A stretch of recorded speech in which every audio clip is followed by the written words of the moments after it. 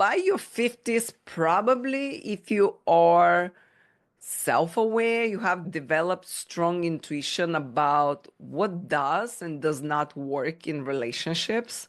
You probably have experienced love, heartbreak, personal growth, and also probably you have been married, divorced, had a long-term relationship or relationships that changed over time. But one thing remains true: your happiness and emotional well-being matters in any stage. Relationships should add joy and support our fulfillment to life, not drain us and make us question our worth. And if you find yourself in a situation where a relationship is holding you back, this is a reminder that it's never too late to choose yourself. Dating in our 50s can be an exciting new chapter, but also has its own challenges.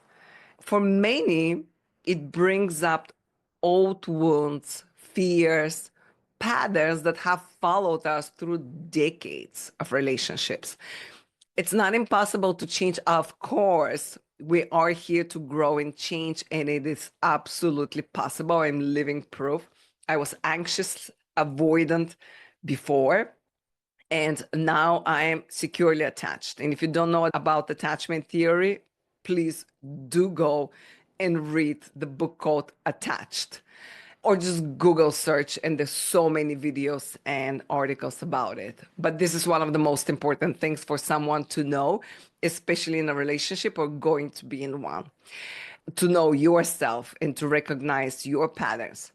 If you find yourself attracted to the same emotionally unavailable partners, feeling anxious about love, or struggling to really fully open your heart, you're not alone. We all been there. We all have our own childhood traumas and programming, and attachment comes from childhood. And choosing the same partner over and over, not unusual. I was someone who would always choose emotionally unavailable people. And now I can spot the difference. My last relationship ended because of that. And I'm not doing that mistake again. Fingers crossed, because I can recognize early on the signs. Not only that, but I also went back, reparent my inner child, work on these wounds. So now I just don't have the need to be with someone like that. But it comes down to recognizing what is holding you back, recognizing your patterns, why you're choosing the people you're choosing, healing those wounds from within so you can choose differently next time. Let's explore how we can break free from unhealthy patterns and how we can trace them back to childhood wounds and reparent our inner child to create this secure, fulfilling love in our 50s and beyond. Obviously, the first step of any transformation is awareness. Do notice your patterns in relationships. Write down all the people you have dated, what qualities attracted you initially, and usually the qualities that attracts us in the beginning to that person will be the qualities that later on will split us apart. With the person that I was seeing, what attracted me at first was that he seemed poised, calm, put together, and patient. Later on, I realized that is not his internal world. It's due to his emotional availability. He's just not coming close. And it's more come close, but not that close. Always this gap in between. That creates that pattern of push and pull. As someone who is now securely attached, I'm not interested in that anymore. That's just like a big turnoff for me. Notice the patterns of the relationships you had, and maybe you keep attracting emotionally unavailable people like I did. Or perhaps you feel the need to prove your worth in love, or maybe you fear abandonment, leading you to stay in the relationships that don't serve you. These patterns don't happen by accident. They're deeply rooted in our early experience from childhood. Our attachment styles are formed in childhood based on our relationships with our caregivers. If love was inconsistent, we may have learned to chase unavailable partners. If we felt neglected, we might have developed anxious tendencies in relationships, always fearing that we'll be left.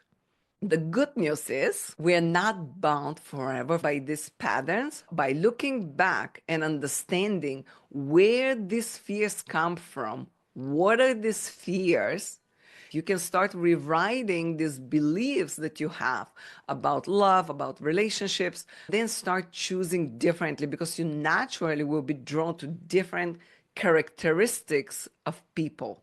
So take a moment and ask yourself, how did my childhood experiences shape the way I approach love today?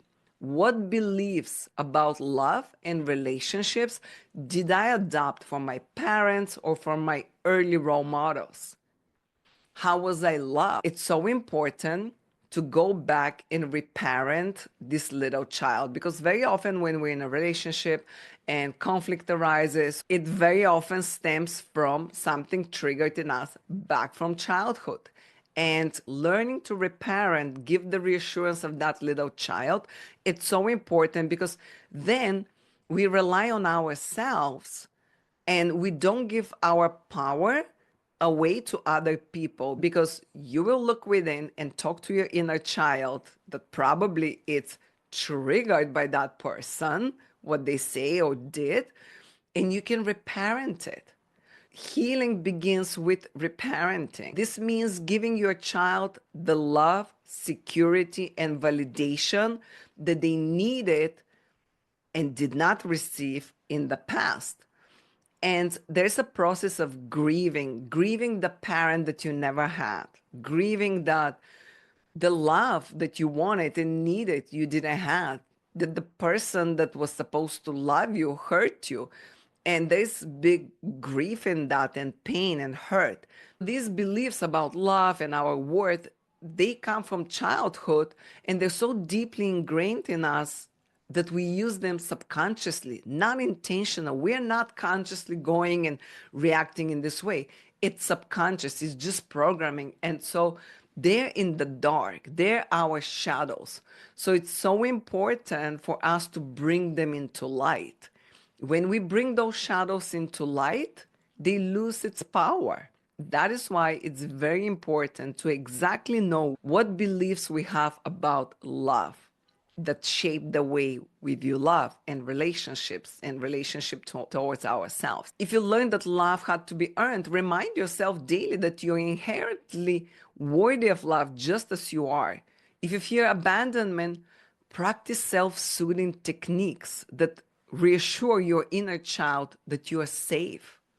If you struggled to express emotions as a child, start giving yourself permission to feel and to communicate your needs openly in relationships. It's not going to be perfect in the beginning. It's not going to be a big giant step. It's going to be a little tiny step. But you got this. One of the most powerful exercises is visualization. Imagine yourself as a child sitting in front of you. I sometimes imagine it sitting next to me, or it's sitting on my lap and I just give it a hug or I cuddle it, whatever works for you. What does that little version of yourself needs to hear in this moment? What does she or he needs? How can you show them love and reassurance? Talk to them. Talk to them like you're talking to a child. And reassure them. Speak to them with kindness, with love, with the kindness that you never had as a child, the love of the way you wanted your parents to be with you. Speak to that child like that. Let your inner child know that they're safe, that they're cherished, that they're enough just the way they are. When you start healing, you will naturally start seeing relationships through that lens. You will not be attracted to someone who cannot meet you halfway in a relationship or who enters a relationship with what's in it for me mentality or my way or the highway. You'll know that you deserve someone who is consistently giving you love, care and support and is there for you. Letting go of toxic relationships, it's not about giving up on the other person. It's about not self-abandoning anymore, and it's about self-love. It's not easy to let something that doesn't serve you, because sometimes you're going to feel like you're selfish or you don't deserve. But if you stay, it's a self-abandonment. Letting go, it's self-love. And if someone is inconsistent, makes you question your worth, or doesn't meet you the same level of effort like you do, it's time to walk away. You maybe overgrew that relationship. You healed yourself from a lot of the programming that you had. And now this person and you are not any more energetic match. So a healthy relationship should feel safe, reciprocal, and aligned. You deserve a love that is steady, not one that keeps you in a cycle of highs and lows, pushes and pulls. When you're not in a relationship and you're in your 50s, it can feel scary. There are days that you question, am I going to find someone again? But I always think like that. If that was a true love and not some sort of attachment, we are going to be together. We are not going to give up on each other. We are going to work through the challenges together, because both parties want.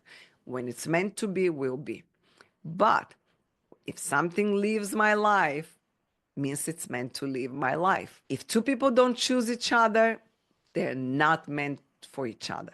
When two people choose each other and they work through their struggles and wounds and they grow together, those people are meant to be with each other. So when you have hard days, just think, what is meant for you will find you. It's on its way. That's it. But first, you need to become the person that you want to be in a relationship with, and then you will attract that person, because we ultimately attract based on our energetic level.